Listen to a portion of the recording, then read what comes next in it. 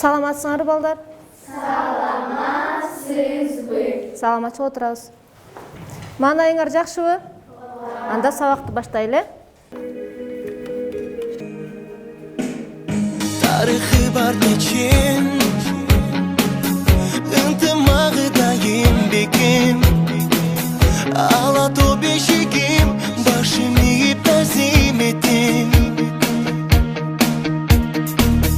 Керемет аймағы, желбиреп тұрсын байрағы. Бұлағын ташарып, бұлбұлдай сайрағын.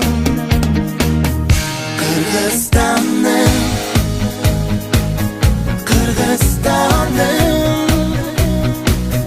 bilemin bir özümde ırız bakım, özümsüz at baytlarım. Kırgızistan'ım,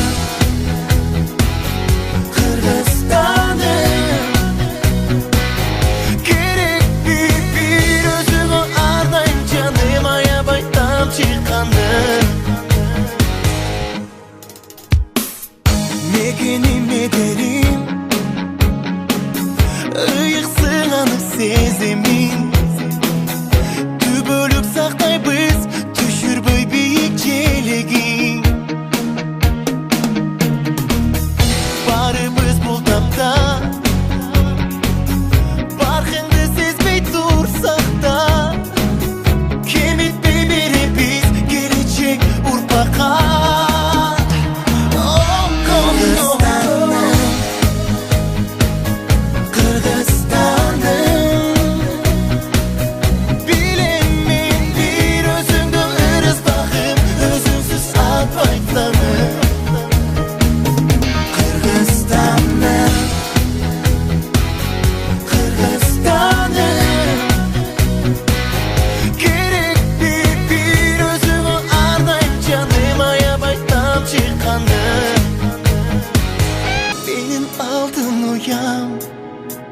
Ана балдар ырдуу кубалдык эми бүгүнкү сабакта эмне жөнүндө сүйлөшөбүз деп ойлойсуңар?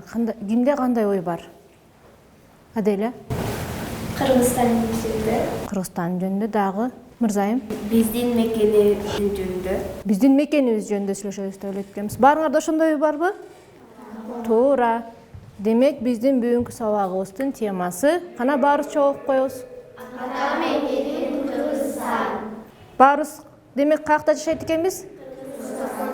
Кыргызстан биздин эмнебиз экен? Ата мекенибиз экен, э?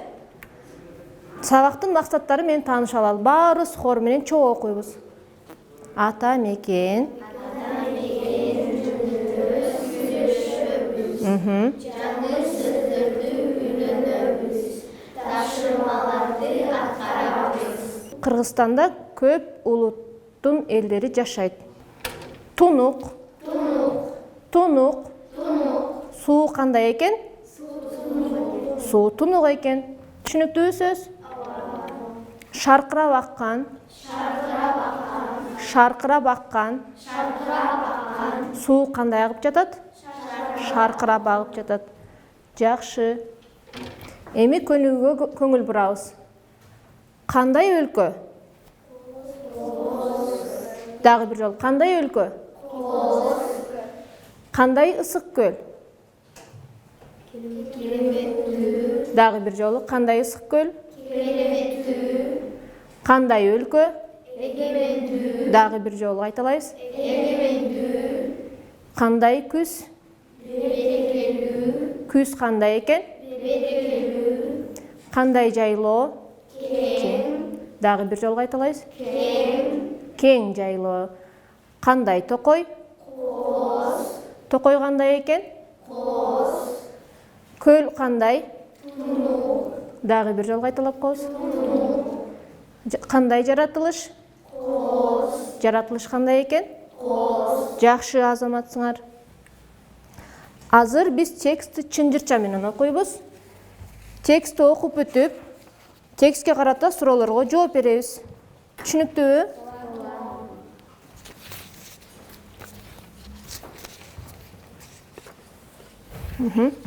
Баарыбыз таркатманы карайбыз. Ата мекеним Кыргызстан. Кыргызстан эгемендүү өлкө. Кыргызстанда көп улуттуулордун, кең жайлоолордун, тунук жана кооз көлдөрдүн жери. Эми анда сүйлөмдү бир сүйлөмдөн окуп коебуз.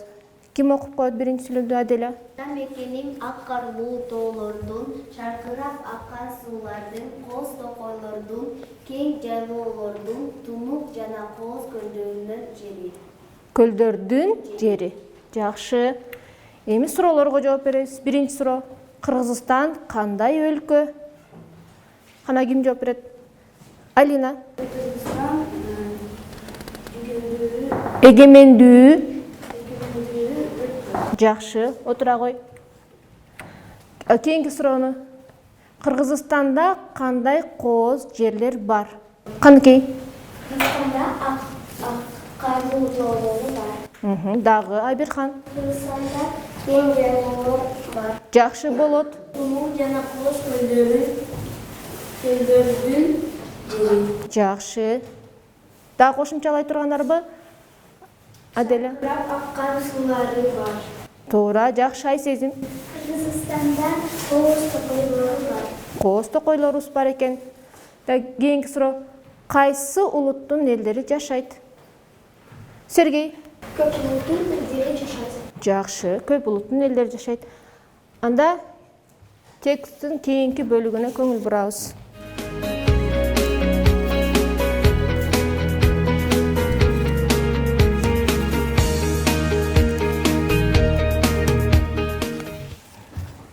Кана канкей окуп койчу текстти? Борбору Бишкек шаары. 7 облусу бар.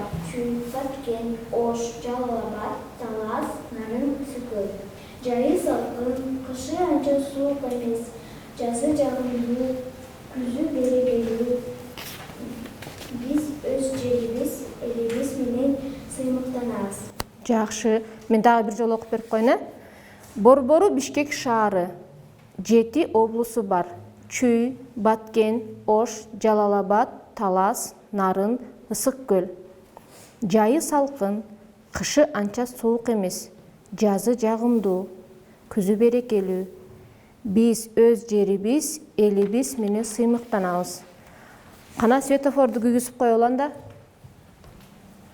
Текст боюнча күйгүзөбүз. Жакшы. Анда түшүнүктүү болсо суроолорго көңүл бурабыз. Кыргызстандын канча облусу бар? Даниэль. Кыргызстанда 7 облусу бар. Кыргызстандын.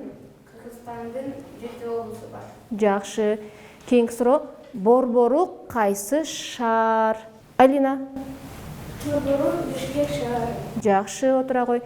Кышы, жазы, жайы, күзү кандай? Акылай. Жайы салкын, кышы анча суук эмес. Жазы жагымдуу, күзү берекелүү. Жакшы. Анда кийинки тапшырманы таркатып берейин.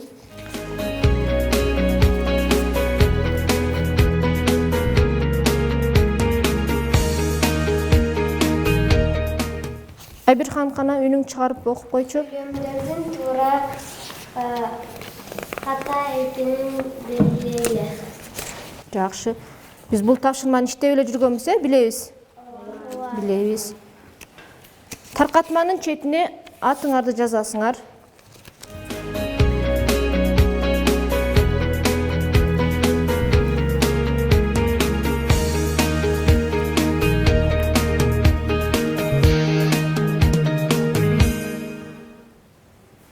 Даниэль, бүттүңбү? Анда бири-бирибизге беребиз. Жаныбызда отурган окуучуларга бири-бирибизге жумуштарыбызды беребиз. Азыр бири-бирибизди текшеребиз. Так, туура жоопту мен чыгарып койдум. Карап текшеребиз. Демек, ар бир туура жоопко 1 упай берилет экен. Ошону да эске алабыз. Анан упайлардын жыйынтыгын жазып коебуз.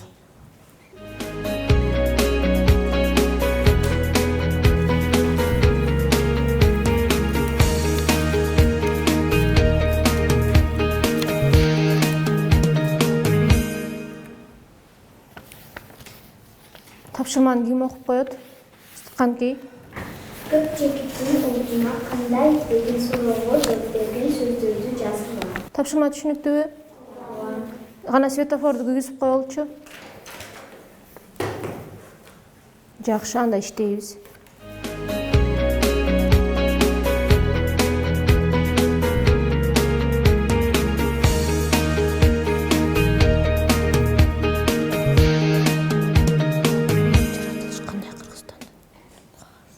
Мен бүттүм деп белги берип койгула, анан ары карай улантабыз. Так, биринчи сүйлөмдү ким окуп коет кана? Эмирлан. Кыргызстандын жаратылышы абдан кооз. Туурабы, балдар? Туура. Кийинкисин ким окуйт? Айсезим. Кыргыз жеринде ак карлуу тоолор, шаңкырап аккан суулар, кооз токойлор, кең жайлоолор, тунук жана кооз көлдөр бар. Туурабы? Баарыңарга укулуктуу болдубу? Кийинкисин үчүнчү сүйлөмдү Абирхан. Кыргызстан эгемендүү өлкө. Туурабы? Кийинкисин акыркы. Сергей, окуй кой. Жер салкын, анчасы эмес, жазы жыгылуу, күзү бек кыйын. Жакшы, Азамат. Баарыбыз ушундай болдубу? Жакшы, Азаматсыңар анда. Кийинки тапшырма кырдаалдык тапшырма. Биз азыр топко бөлүнүп алып иштейбиз. Силер биринчи топ болосуңар, силер экинчи топ болосуңар, а силер үчүнчү топ болосуңар. Так, биринчи топтун тапшырмасын ким окуп коет? Мырзайым. Мекен таануу сабагы. Ал сабакта Кыргызстан жөнүндө айтып берип жатасыңар. Түшүнүктүүбү? Азыр силер мекен сабагында отурасыңар. Кыргызстан жөнүндө айтып беришиңер керек. Кийинкисин болот. Чет өлкөдөн досум келди. Ага Кыргызстан жөнүндө айтып бер. Түшүнүктүүбү тапшырма? Демек силерге чет өлкөдөн досуңар келет экен, ага Кыргызстан жөнүндө айтып беришиңер керек экен. Каныкей? Ата эмне сабакта Кыргызстандын жөнүндө бергениңиз тууралуу айтып бер. Демек бүгүнкү сабакта силер Кыргызстан жөнүндө эмнени билдиңер? Ошону ата энеңерге айтып беришиңер керек. Даярданабыз. Светофорду күйгүзсөк болот, эгер жардам керек болсо.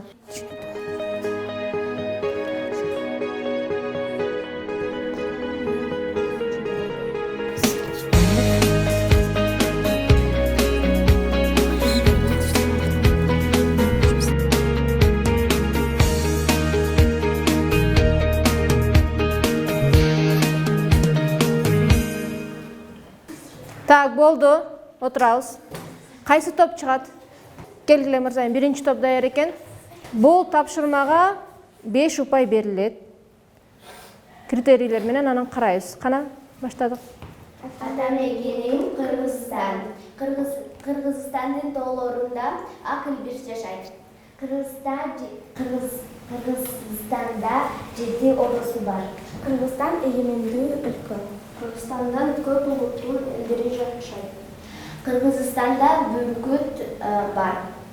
Кыргызстанда 7 облусу бар. Чуй, Баткен, Талас, Ысыкуль, Нарын, Жалал-Абад, Ош. Дагы. Кыргызстанда ак карлуу, тунук суулар бар. Кыргызстандын борбору Бишкек. Жакшы. Отурабыз. Анда тапшырманын баалоо критерийин карайбыз. Тапшырмадан алыста басса 1 упай берилет. Тапшырмадан алыстаган жокпу? Жок. Демек 1 упай алышты. Айтканы кызыктуу болдубу биринчи топтун? Демек 2 упай алышты. Көлөмү 5 сүйлөмдөн кем болбосо 2 упай. Беребизби 2 упайды? Жакшы. Демек биринчи топ 5 упай алышты. Так, кийинки топ ким чыгат? Келебиз үчүнчү топ. Кана? Силер ата энеңерге Кыргызстан жөнүндө айтып бермексиңер, Балдар, силер сабактан эмнени үйрөндүңөр? Ошону бизге айтып берген. Кыргызстанда 7 облусу бар. Чүй, Баткен, Ош, Жалал-Абад, Нарын. Кыргызстанда ар улуттун элдери жашайт. Кышы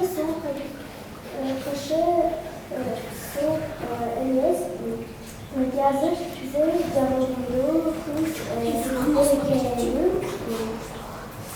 биз